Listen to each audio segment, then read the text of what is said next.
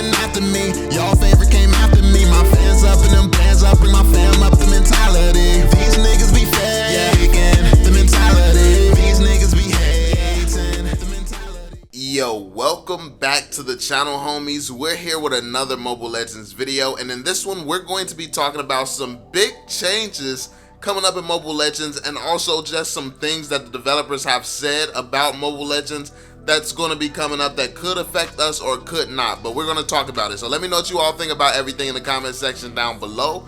Make sure you subscribe to the channel. If you're new, drop that thumbs up, and let's go ahead and get into it. So starting off, I think the biggest thing that I saw was a Jawhead nerf is incoming. Like, they're thinking about nerfing Jawhead because someone was talking about how Jawhead was trolling and kept throwing the teammates around and stuff like that and throwing them into the enemy team. So the developers basically just responded that it's going to be fixed in the next global update.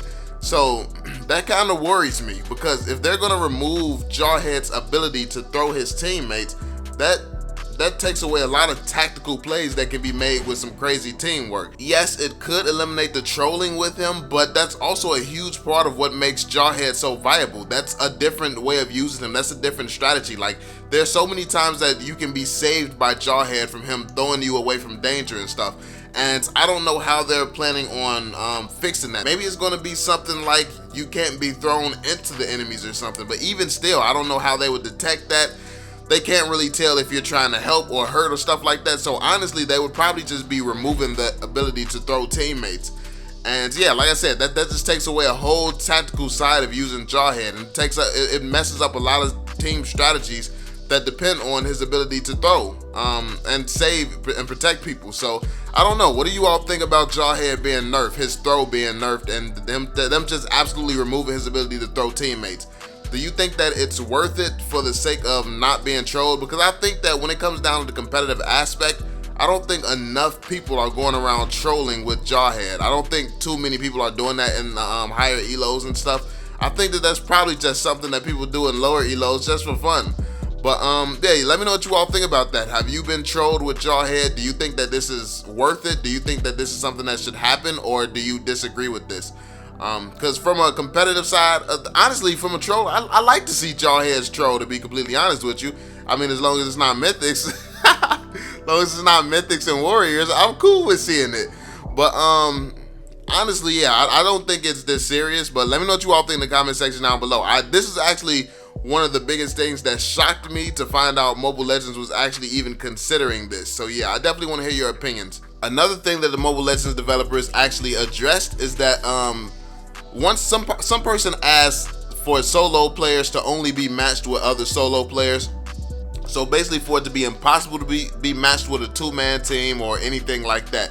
And basically what Mobile Legends responded was, it's always fair and it's always even. So let's say you get paired with a three-man team. That means that there's going to be a three-man team on your team as well.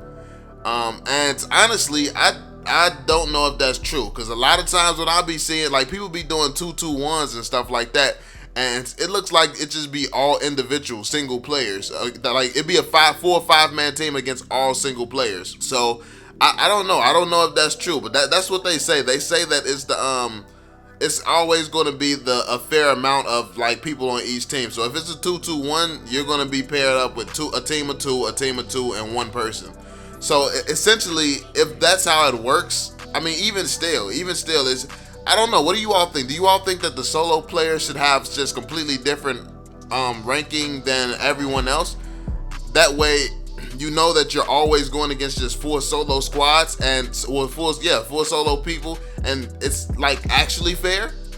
Because honestly, I don't think that's a bad idea. Thinking about it, I don't think that's a bad idea at all, because a lot of times it is going up against teams, going up against multiple people and stuff like that. And honestly, if you do a solo ranking, it's going to be almost impossible for a team to just all solo queue at the same time and get paired on the same team.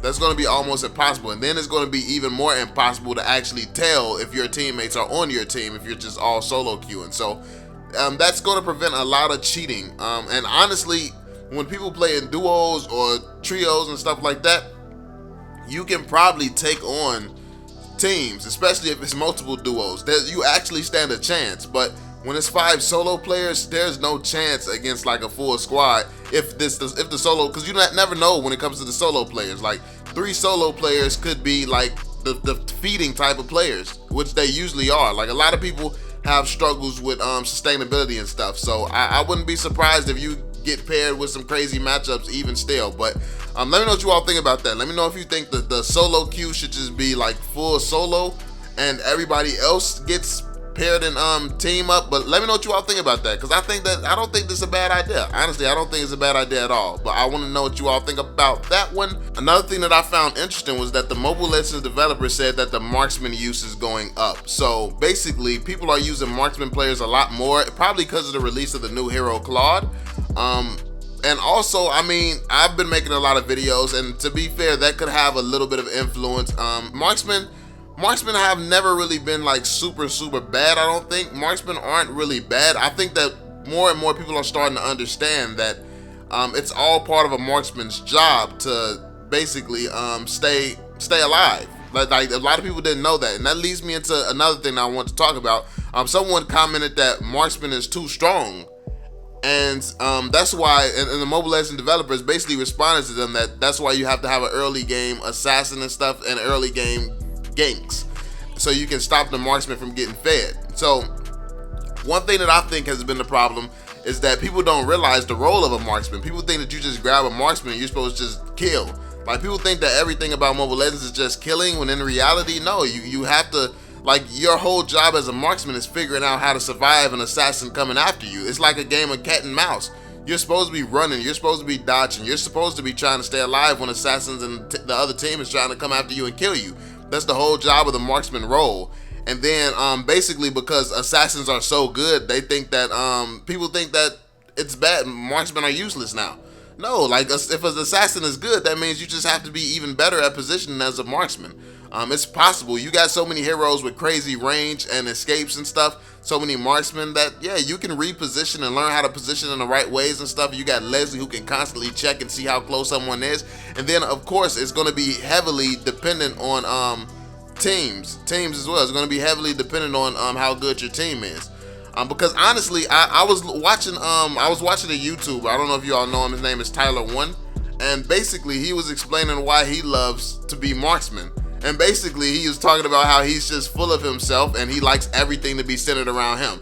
He likes everyone in the game to be trying to kill him. He likes everyone on his team to be trying to protect him. He just likes both teams to be 100% focused on him, and that's why he plays marksman. And that's big facts actually. Like that's not how people view Mobile Legends though. People view marksman as a hindrance to a team, when in reality a marksman is the focus of the entire game, outside of the towers and stuff, of course, like that.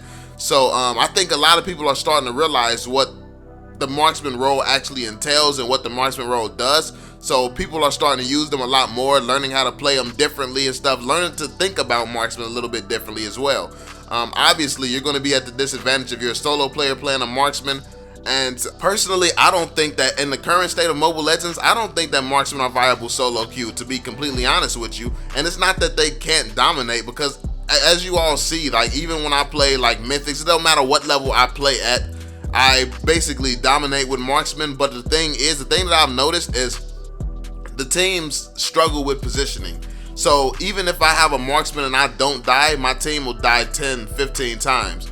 And that's going to feed the other team faster than I can get fed. And even if I do manage to get fed, it's still a risk. It's still going to be like I can make 0 mistakes and I have to kill the proper target every single time. Like it just makes the game too hectic, because you can't really do anything. If your team dies 30 times quickly, you can't do anything about it because you don't have damage for the first 10 minutes. So you're spending the first 10 minutes trying to basically farm and do everything that you can, and your team is just dying and dying and dying and dying. As opposed to if you had an early game hero. And this is why it's a weird comparison. People comparing me to so many people who use like overpowered heroes and stuff like that. Like if you're using a mage, it's a lot easier to carry and carry every game, because it's not too late. Like you are valuable. Like mages are the most powerful heroes at around level 4. Like the second they hit level 4, they're very powerful. It's possible to carry a game easier with a mage simply because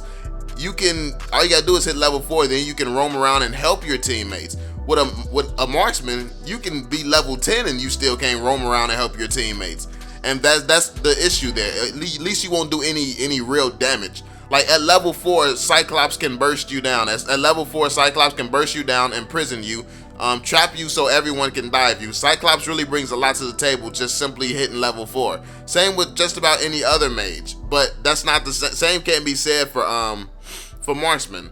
And that's why I think it's a problem solo queue, because if your team struggles with staying alive, which most teams do, it's just a common thing in Mobile Legends, I feel like you do have to have a little bit more value early game. You have to be able to choose a hero that can help you roam around and protect your teammates and stop them from dying so much. Because the thing is, even if you can play a marksman the best in the world, where you never go down and stuff like that, what good is that going to help you if your team dies so much because you can't really do anything? Basically, your team is struggling staying alive, and you put them in a 4v5 situation when they already struggle to stay alive. Now, granted, marksman can still work if you have a team, because you can talk to your team, you can communicate, you can help your team stay alive. If your teammate goes down, you can find out, yo, why? What happened? Do you need some help? Do you need somebody to switch lanes with you? You can come up with different strategies right there on the fly. When it comes down to playing solo, there is no coming up with strategies.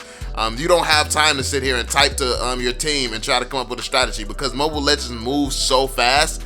I think that's one of the biggest difference between Mobile Legends and a game like League of Legends, is the fact that League of Legends solo players can come up with strategies. They have the time to type.